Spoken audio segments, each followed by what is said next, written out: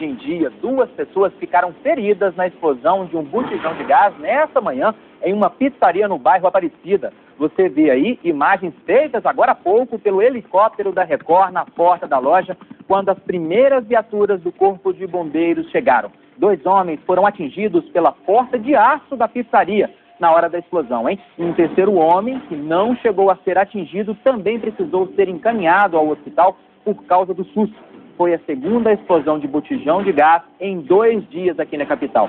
3 pessoas também ficaram feridas ontem quando um botijão que estava na cozinha de um prédio em construção explodiu. O acidente foi no bairro Belvedere, na região Centro-Sul. 2 vítimas que estavam na cozinha tiveram queimaduras graves no rosto, mas não correm risco de morte. A outra vítima foi um operário que estava em um andaime e caiu com o susto da explosão.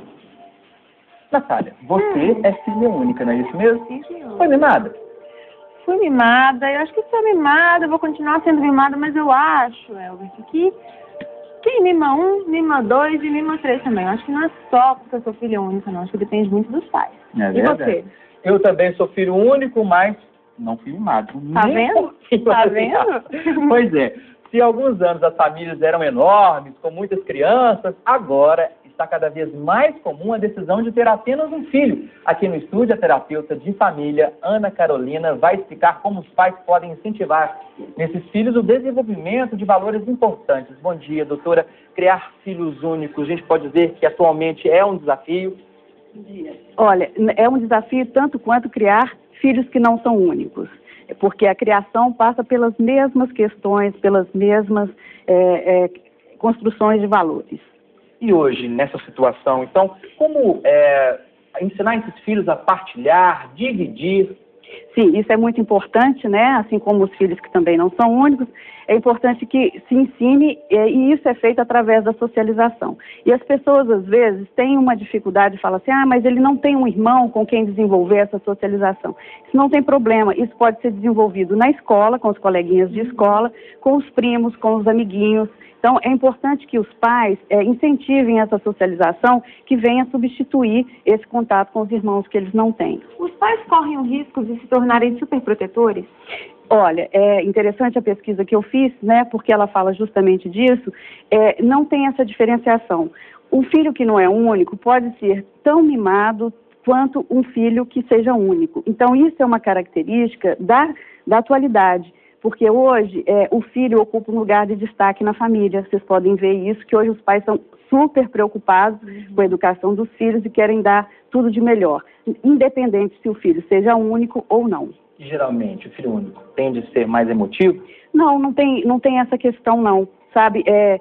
Esse mito de filho único, mimado, emotivo, egoísta, isso foi derrubado nessa pesquisa que eu fiz.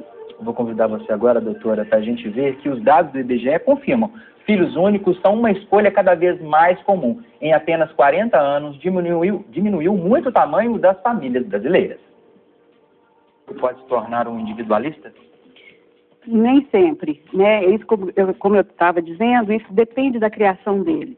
Como os pais hoje têm essa tendência de ter apenas um filho, por causa de questões econômicas, né? Que eles querem dar a melhor educação para o filho, eles, então, devem se preocupar para que isso não ocorra, né? Para que não tenha esse tipo de criação onde ele vai desenvolver essa individualidade que é uma tendência da atualidade. Há muitos casos também que as crianças pedem irmãos. No meu caso, eu lembro que eu pedia para minha mãe, eu queria uma irmãzinha, mas ela tinha a famosa endometriose e não pôde ter mais filhos. Como tratar esse assunto com as crianças? Olha, no caso específico da sua mãe foi um problema de saúde, né? Mas em outros casos que a gente tem visto na atualidade, é uma opção mesmo dos casais, que eles estão mais preocupados, né, em dar uma educação de qualidade e isso custa dinheiro, né? Então, é uma tendência. Então, é o que a gente vê na atualidade. E como falar com as crianças quando elas pedem irmãozinho? Pois isso daí vai variar de família para família, de casal para casal, né?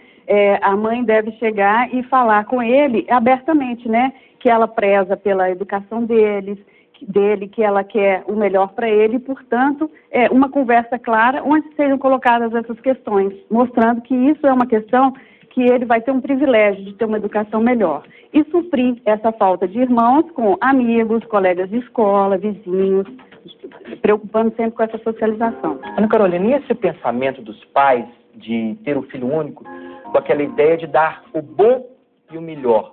Esse pensamento está certo?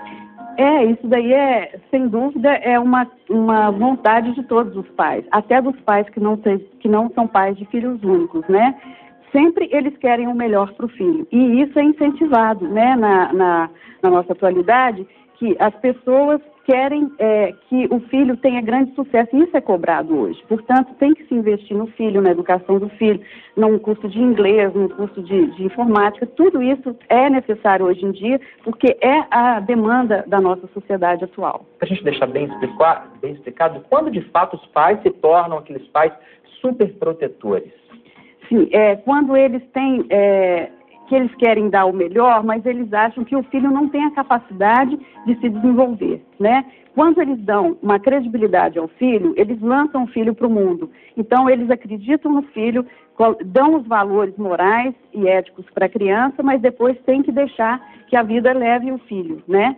Para que ele seja uma pessoa bem desenvolvida e esteja preparado para viver nesse mundo competitivo que hoje a gente vive. E tem idade? Até que idade os pais devem proteger os filhos, cuidar dos filhos? Tem esse negócio de 18 anos mesmo, maior ou menor de idade, ou não? Porque não, quando eu falo... pais que até 30 anos cuidam muito bem dos filhinhos. Quando eu falo proteção, é a proteção normal que se tem que ter, né? Quando a criança é criança, bebê, claro, tem que ter essa proteção total, porque ele é uma criança ainda indefesa. Mas hoje a gente tem uma tendência que os pais prolonguem a adolescência dos filhos. Então, hoje a gente tem adolescentes de 40 e até de 50 anos, né? E hoje as pessoas, os filhos têm uma tendência de sair mais tarde da casa dos pais, porque tem o conforto da casa, tem, né, a roupa, a comidinha da mamãe sempre pronta, né? Então, é uma tendência dos filhos saírem mais tarde de casa. Mas isso não quer dizer que seja uma proteção. Isso eu acredito que seja um comodismo dos filhos em relação a enfrentar a vida como ela é, né? Obrigado pelas informações, Ana Carolina, com certeza bem esclarecedoras para os pais e para os filhos que estão em casa. Certo. E eu gostaria só de falar que alguma dúvida que o pessoal pode ligar para a MITEF, que vai aparecer aí o site, tá? Que é uma associação de terapeutas de família. Ela é uma Associação de Terapeutas de Família de Minas Gerais. Obrigado pelas informações, Ana Carolina. Natália, eu preciso confessar que tem uma coisa que me preocupa um pouco. É mesmo? Ficar careca. Vou te mostrar. Tá vendo que eu tenho algumas entradinhas aqui? Bem de leve, né? Eu puxei ela dos meus pais, na verdade, né? E você tem essa preocupação? Eu acredito que não, né? Ai, Deus me livre. Mas tem muita mulher que tem essa preocupação sim, né, Elvis? É verdade. Não é um problema, então, que tira o sono tanto dos homens quanto das mulheres. A queda de cabelo pode ter várias causas que vão desde a genética ao uso de produtos químicos. Mas antes de optar por um tratamento, é importante procurar a ajuda de um especialista. Eu fui conferir as novas técnicas.